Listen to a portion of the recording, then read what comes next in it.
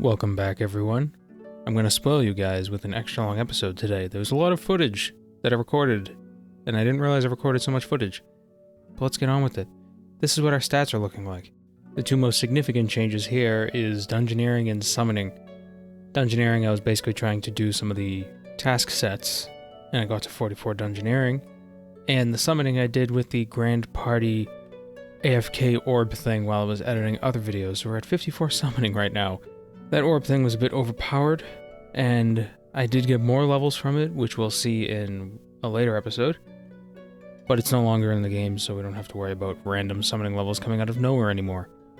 I will be holding off on spending some dungeoneering tokens, because there is an achievement in the, I think, hard task set, which requires you to have a fully upgraded ring of kinship, which requires about 340,000 tokens. The thing is, you get a free reset, so if you get a fully upgraded ring, you can reset it, get the 340,000 tokens back, complete the task, and then use the 340,000 tokens for other things like a charming imp and whatnot. So I'm going to hold off on that for now. I was also sitting on an offer for a Hex Crest for a while, and it didn't sell, and when it did sell, it sold for 250k, so those are kind of expensive now. We need to get some hunter levels for the easy Demonheim set, and I figured Eagle's Peak is a quick and easy quest, and it gives a decent chunk of Hunter XP, so we can just knock that out of the way real quick. It's an odd quest. I think it must have been released at the same time or around the same time that Hunter was released because it provides a way to travel quickly between each Hunter location. Of course, nobody uses that method of transportation anymore, but we've unlocked it anyway. Hooray. We completed 3 easy clue scrolls that I believe we got from... I don't know where we got them. We got them from somewhere. So let's see what we get. Okay, here's hoping for some fortunate components. Open the first one. Okay, well, will we re-roll it? Well, maybe the second one would be better. No, it's worse. Third one? Okay. Well, they can't all be winners, I guess. It turns out the best way to get hunter experience at my level, and up to like level 45, is hunting tropical wagtails. Seems kind of odd. But that's what the internet told me, so I'm gonna listen to what the internet says because the internet knows best. I made sure to bring some hunting urns. Unfortunately, they take a lot of birds to fill up these hunting urns, so I don't really use many of them. But hunting urns, and urns in general, increase your XP gain by 20%, 25% if you have an urn enhancer, so there's really no reason not to use them.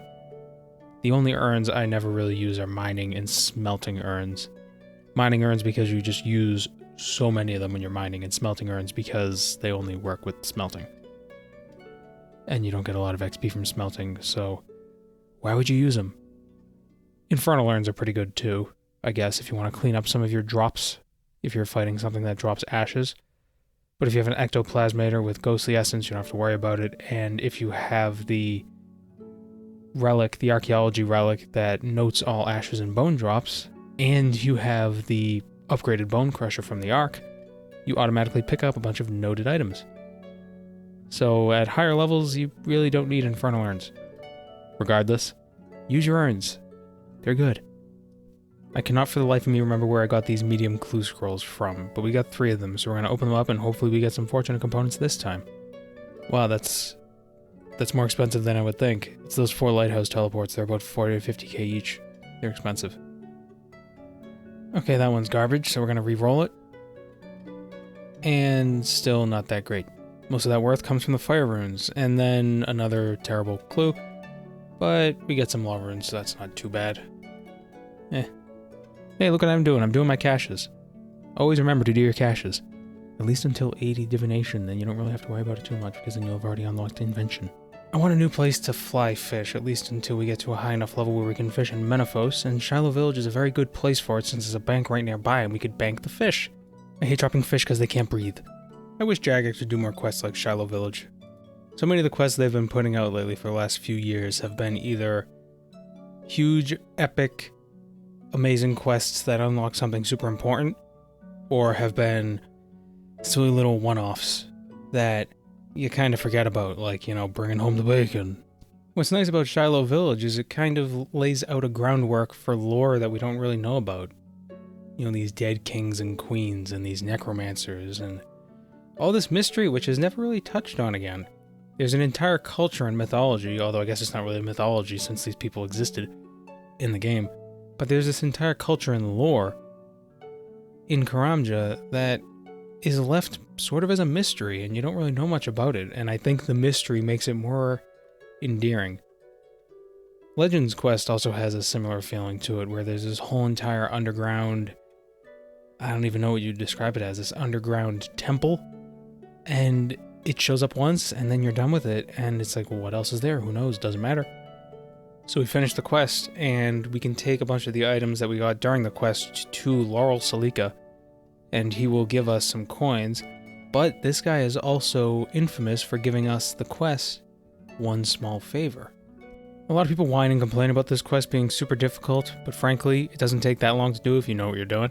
I do wonder what the record for the fastest completion of this quest is, because it's so infamous. In old school, I'm sure it would take longer, but I was able to complete this quest, I timed myself, in about 40 minutes. I realized the way I edited the footage makes it so you can't see the in-game timer, but I don't feel like unediting it, so you're just gonna have to take my word. It took me 40 minutes to do this quest. With that quest completed, we can now claim another reward from May's Quest Caravan. We're gonna get the Plate Body of Trials. Now, the reason why we're getting these items is because they can be useful later, since they are hybrid items, and the weapon is a tier 75 hybrid weapon. All combat styles. And what we get as a reward from the dice is 500k and an H3 shield, which is a fortunate component, so we basically get 1.5 mil. Do your quests. Call of the Ancestors is a very forgettable quest. Came out in 2015 after the whole Tuska event. You go to Mazcab and you help the Gobies. I don't care about it. This thing is a monstrosity though. Whatever, we finished the quest and we get a quest point. That's really why we did it. We just get it out of the way. We're gonna have to do it eventually if we want to get the quest cape. So, yeah. Back at the farm, we get a bunch of Chinchompas. We're gonna collect our produce. See, an adolescent skill Champa gives us 3,000 XP and gives us, I believe it's 20 skill Champas to use while mining or woodcutting or what have you. I use them for mining because they're most useful in mining. They increase your critical strike damage. But the adolescents also sell for 250 beans, and we need beans. We need as many beans as we can get. Especially since beans can be used to buy growth potions, and using growth potions on golden dragon fruit is the fastest XP in the game at higher levels. So we're definitely going to want a surplus of beans, specifically in the future. Basically, we're not working towards anything with the number of beans we have, except for buying more pens and more perks. But by having a steady supply of beans now means that we'll have plenty of beans in the future. Basically, we should do this passively. Checking the farm every day and accumulating beans and XP is always a good thing, and we definitely will want to get the farmhand who will collect unchecked skill Champas from the breeding pen in the near future, because that's some good GP. We finally got around to doing Lost City. It's time we check out Gaelinar's moon by going through a shed in the Lumbridge Swamp, because that's how you get to the moon. The fight was pretty easy. I used Batwing weaponry to kill the tree spirit.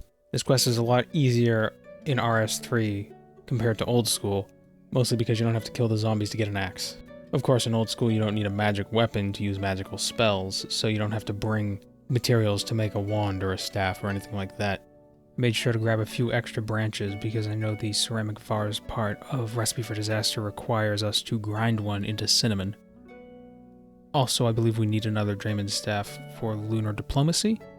I have no idea when we're going to do that, but we'll do it eventually in the future. So we'll want to get a few extra just in case, and maybe if I die at some point, maybe I'll lose the Draymond staff and need to get a new one. Who knows? It's always good to have them so we don't have to go back and kill the spirit again. With that quest done, we get access to Zenaris along with 3 quest points. The first time I did this quest, I was so excited that I could finally use dragon longswords and dragon daggers, but I didn't have 60 attacks, so I went and trained on experiments. Good times. I want to unlock fairy rings, but that means we first have to do Fairy Tale Part 1, Growing Pains. Remember when we were doing the quest Ernest the Chicken, and I went into the back of Draenor Manor and got us a skull from one of the graves? This is the reason why I knew we needed it in a quest at some point. What this man will do with the skull is his own business, but he tells us the items that we need to make magic secateurs. We use those secateurs to defeat Tanglefoot on Legacy mode because it's easier that way, and we complete the quest. Next up is Fairy Tale Part 2. Problem is we need a higher herb lore level to do it. We have 45 herb lore right now, so that means we can make super attack potions. The good thing about super attack potions is that they're not super expensive to make. And if you make them on a portable well, you have a 5% chance of creating an extra potion. And that basically means you'll make 5% more potions overall. So by making 1,000 potions, we'll actually make about 1,050. It turns out the cost to make 1,000 potions is about the same as 1,050 super attack potions. Because when I was doing this, the grand party in Lumbridge Crater was live, there were a bunch of people here with portables. So I used a portable well, which gives 10% extra XP, the 10% pull score boost from people around me, the 10% from the grand party buff in this area, and the 3% from my avatar boost. It ended up giving me about an extra 35.6% XP boost.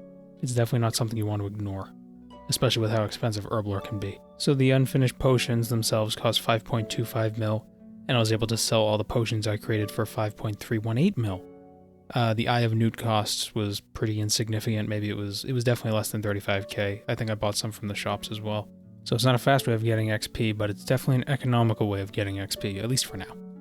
So we can finally start Fairy Tale 2, Cura Queen, because we have all the necessary levels required to do it, and we get herb lore XP from this quest. How useful. We get 2 XP lamps from this quest, which, if I'm not mistaken, I used on agility. I can't quite remember, but I hate agility, so I probably used the lamps on agility. With access to the fairy rings, getting to the Polypore dungeon is a lot faster, and the enemies here give quite a lot of XP, especially the infested axes.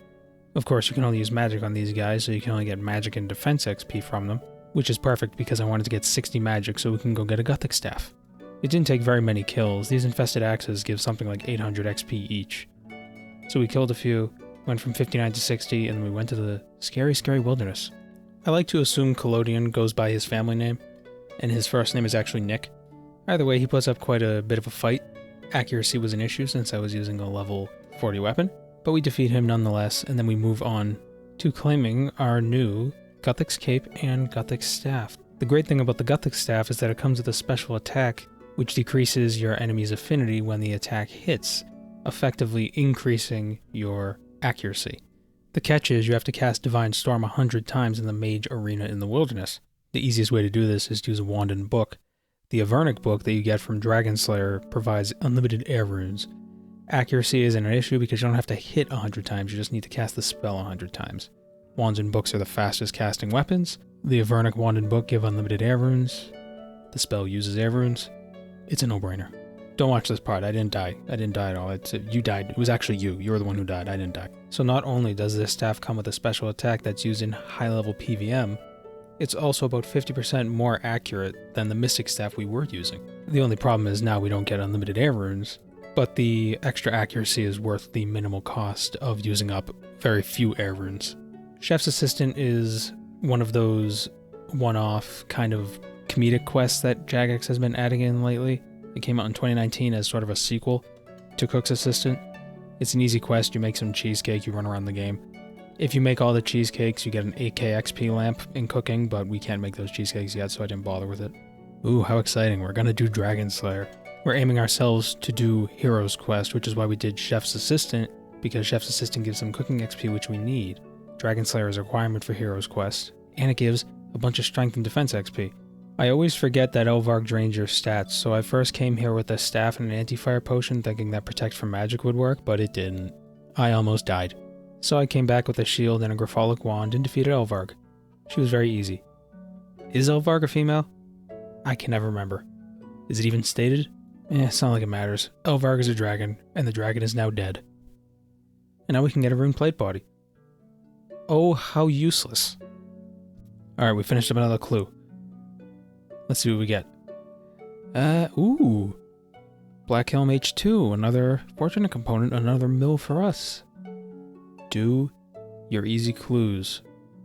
Medium clues kind of suck, but easy clues? Totally. Great. We finally collected enough beans where I feel comfortable enough spending 2,500 of them on a farmhand, Kalia, who will collect unchecked animals from our breeding pen. So if the breeding pen is full, instead of creating a new baby animal in the pen, she'll collect it as an unchecked animal which you can sell on the Grand Exchange. unchecked crystal Skillchompas sell between 60 and 100,000 GP. Chinchompas breed so quickly, you probably get about 6 or 7 every day, so it's not bad. Definitely do it. Enlightened Journey is a requirement for some of the Varrock tasks, so we're going to knock this one out of the way really quick. I had already had a willow tree planted somewhere, so I didn't have to wait for it to grow all the way, and I just gathered the branches from it. Although I'm not an Iron Man, so I could have just bought them. I'm still doing some Iron Man-esque things. Elemental Workshop 4. The puzzle in it isn't as hard as the one in Elemental Workshop 3, but I did still manage to mess up in this one by accidentally making 2 cosmic gloves. Yeah, I did the quest, and I never have to do it again on this account. If I make another account, I'll probably have to do it again. I've done this quest way too many damn times. I probably should have done this quest earlier. It's a really easy quest. I believe it was introduced when they redid Taverly. The benefit of it is that it gives you this item called Expensive Spices. What Expensive Spices do is basically add 50 health to every piece of food you eat. This isn't very useful if you're eating, sharks or rocktails, but if you're a low level and you're eating shrimp or cake, it's pretty good. And it adds 50 health to each bite of food, so cake actually heals for an extra 150. Remember a while ago when I said I was leveling up my fire making so we could do Tears of Guthix? Well, I'm finally getting around to it. Every week we can collect tears from this minigame, and we'll get XP on our lowest skill in the name of balance. Did you know Guthix was actually Thanos? Did you know that Runescape was a Marvel crossover this whole time? I probably should have leveled my range up before I did Tears of Guthix, so I didn't get XP in ranged from Tears of Guthix, but these low levels doesn't matter. Our first foray into the quests of Relica, Fremennik Trials. It's a very easy quest, but it does have its own little one small favor right in the middle of it, where you have to take items to different people in the province. It's simple enough, but I don't remember the name that we got. I remember when we had to do this quest as an Iron Man, getting a raw shark wasn't that easy. You either got it from temple trekking, a rare drop from mud skippers, or fishing. Speaking of fishing, fish flingers is the distraction and diversion you do to get the fishing outfit, which gives you a 5% increase to fishing XP. You also get some fishing XP as a reward from completing the game. The amount of tokens you get is based on how many 100% catches you get in each area. Alt 1 has a helper that helps you get all 6 100% catches in each area. The more 100%, the more tokens you get. I need to level up cooking, so I want to get the cooking gauntlets so we stop burning stuff. 59 magic is one of the requirements of this quest, so we weren't able to do this quest until very recently. We need to cast one of each blast spell on the final demon boss, and Fire Blast requires 59 magic. This brother used to be in Catherby. Why is he outside of Gertrude's house, being a creeper? With that quest completed, we can now store gold and silver in our ore box and metal bank. And we have access to the different gauntlets, although the Chaos Gauntlets I don't think are very useful. I wanted to get the sous chef outfit, but I gave up after getting one piece because I realized how tedious Gnome Restaurant can be sometimes. We'll come back to it later. I got 53 cooking, and now we can start Hero's Quest. We use our herblore level to make an oily fishing rod so we can use our fishing level and fish up a lava eel. We steal some golden candlesticks and give them to Peter Baelish in exchange for an armband. We venture deep into White Wolf Mountain and commit regicide against the Ice Queen, and we steal her frosty gloves, which we then use to make it easier to punch a bird and steal part of its body. These are not the deeds of a hero. We are no hero. We move on to Murder Mystery. It's a very easy quest. It's a very short quest where we discover who murdered the patriarch of the Sinclair Mansion. We get 3 quest points from this quest, which is just the number of quest points we need to hit 150 and claim another reward from May's Quest Caravan. We get the final piece of the Armor of Trials set, which is the weapon. It requires level 75 to use, but it can change between ranged, melee, and magic. It's very useful for Iron Men before the Sun Spear. Alright, we roll the dice. What are we gonna get? 500k and a green boater. That's another fortunate component. That's another mil plus the 500k, 1.5 mil. Great. I'm gonna AFK for a bit and do some fishing, get some Menaphos rep. While I'm here fishing, I'll keep an eye out for obelisks that spawn throughout Menaphos and get some rep that way as well. And we'll come back to when I get bored of fishing. I was actually doing this fishing because I wanted to play some Civ 6, and I didn't want to focus too much on RuneScape. So I'm gonna be fishing here for a while, trust me. I got to 65 fishing, and I decided to change my attention to mining. I want to get 70 mining and 70 smithing, at the very least. So I bought myself 500 Orichalcite and 500 Dracolith stone spirits, along with some perfect juju mining potions. I've talked about it before, but if you're under the effects of a perfect juju mining potion and are using stone spirits, every time you get an ore, it refreshes your stamina. It makes mining very AFK, and if you have a Grace of the Elves filled with porters, you basically don't have to look at the screen until you run out of quarters. It's ridiculous. But I don't have a Grace of the Elves right now, so I'm just going to use an ore box. It's still pretty good. It's still very low intensity.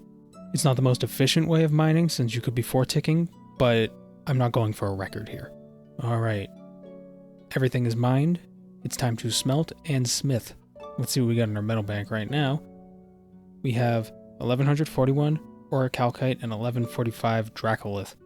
We can make about 1200 bars due to the extra bar chance that you get when smelting them yourself. I've taken a very Iron Man approach to this, but I don't mind. While mining, we got 3 metamorphic geodes. Onyx dust sells pretty well. That's not bad. That's a dragon warhammer. I thought it was a dragon pickaxe the first time around, and I got super excited, and then I got super sad. And finally, oh, first age coin. That alks for 1 mil. It's like getting a fortune component from a clue scroll. So I gotta get to smelting and smithing. I'll have all that done by the next episode. Hopefully we'll get 70 smithing. Thank you for watching. Take care.